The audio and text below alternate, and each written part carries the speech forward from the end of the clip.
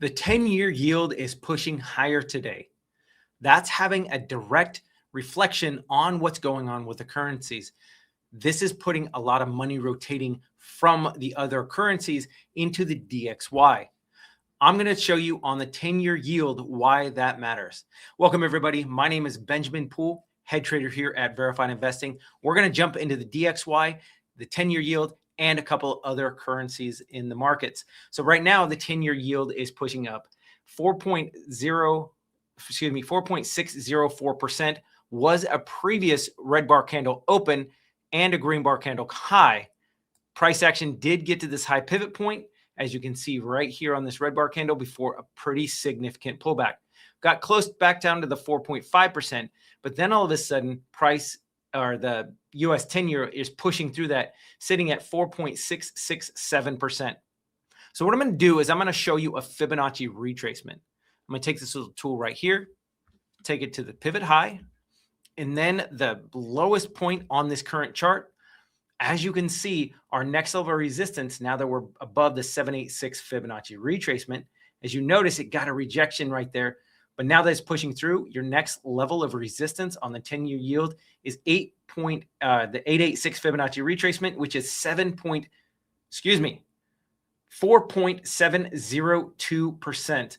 That is your next level that you're likely to get a pullback. So why does this matter? Let's go into the DXY. Right now, we're facing a lot of resistance.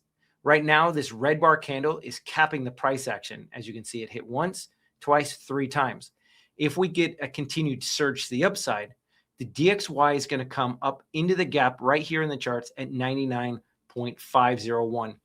If it gets above that, your next level of resistance is going to be this double top right here.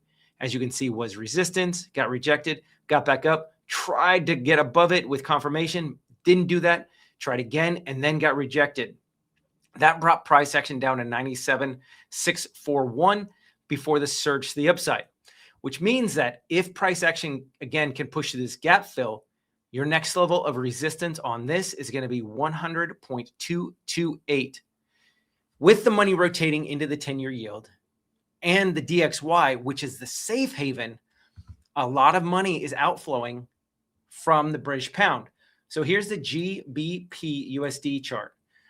Yesterday, after the DXY sold off, you had this nice green bar candle. Now with the red bar candle right here, you can see that the DXY is heading higher. So what am I looking at on the British pound? Here's an upsloping trend line.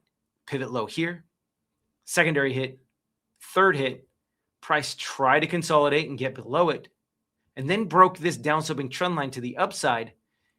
Once we can get back to this upsloping trend line, right about 1.328, this is where you're going to get a lot of support. And likely what's going to happen is the DXY is going to head up to that 100 even whole round number. And that's where the British pound is going to get a pretty significant bounce. Hopefully the 10-year yield will also get to that 4.7%. And that would signal to all the people that there's going to be a rejection off of that level. And the British pound, if it does get down to this level, is a great buying opportunity. Now, this is staying pretty strong comparatively to like the European euro, the EUR-USD, the euro versus the US dollar. As you can see, with the sell-off on the DXY yesterday, the the euro got a decent bounce. But look at what's happening today.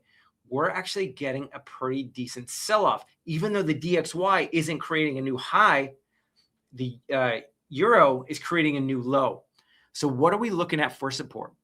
Have a pivot low here, secondary hit, a kiss of this level here. So if we can get back down to about $1.15 on the euro, this is where you're looking for support to enter a swing trade long. Right now, we're getting below this pivot top support, which is why it favors more of a pullback than a continued bounce to the upside. If we get a close below this level with confirmation, then this is my level to enter $1.15. If it starts closing below that on a daily closing basis, then all of a sudden the euro is going to start selling off even harder. Could mean that the DXY and the 10-year yield are pushing to the upside, which would be what causes the euro to fall. AUD, the Australian dollar right now, was looking like it was breaking out, came back in, retraces the scene of the crime after the breakout of this double top area. As you can see, we broke out, finally confirmed above, came back in, got a little bit of support, but now with the DXY heading higher, the Australian dollar is fading. Here's this upsloping trend line that I'm monitoring. Pivot low here, secondary hit. So if it does drop a little bit more and gets back down to about 70, right here would be where the DXY is likely to get support, or excuse me, resistance. And so this creates a good opportunity if you're trading any any currencies.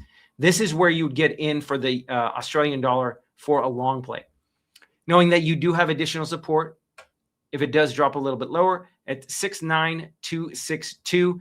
You've got this previous gap in the charts at this red bar candle, green bar candle open, as well as additional price consolidation. So this tells you that this is your next level of support. Once it gets below that, though, the Australian dollar is heading all the way down to 68.337. On the upside, if we can get a fade in the US dollar, money would rotate out of that and out of the 10-year yield. And then all of a sudden, the DXY would open up to potentially recapturing the 71.579. And once it does that, because it's already confirmed above, then we're going to push all the way up to about 72.7, and then could head up all the way as high as 73.5 on the chart of the Australian dollar.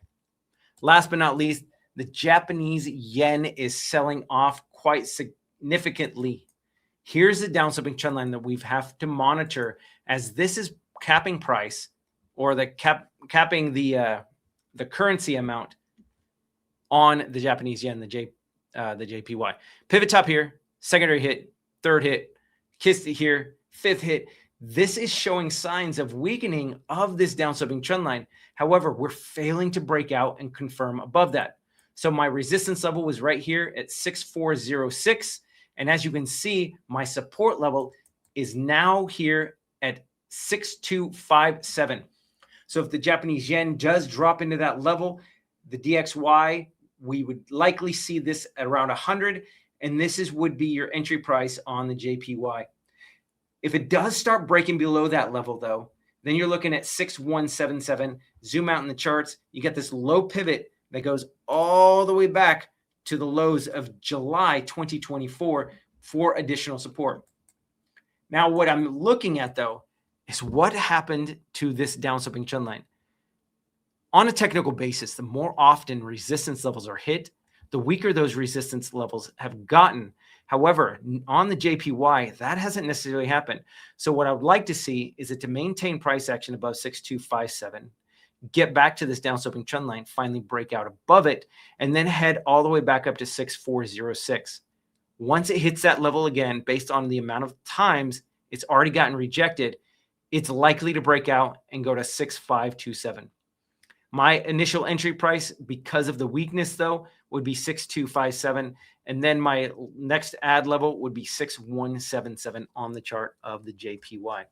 So a couple things, like I mentioned in the last video, we got to monitor what's going on with not only the U.S. oil prices, the 10-year yield, but also the U.S. dollar. These are all going to affect the other currencies. If we get a pullback in the dollar, then money's going to rotate out of that, obviously, and then into some of these other beaten down currencies. And so that's what I have for you guys today. Thank you so much for joining me. Again, my name is Benjamin Poole, head trader here at Verified Investing. And we'll see you guys next time in the charts. You guys have a great rest of your day. Take care.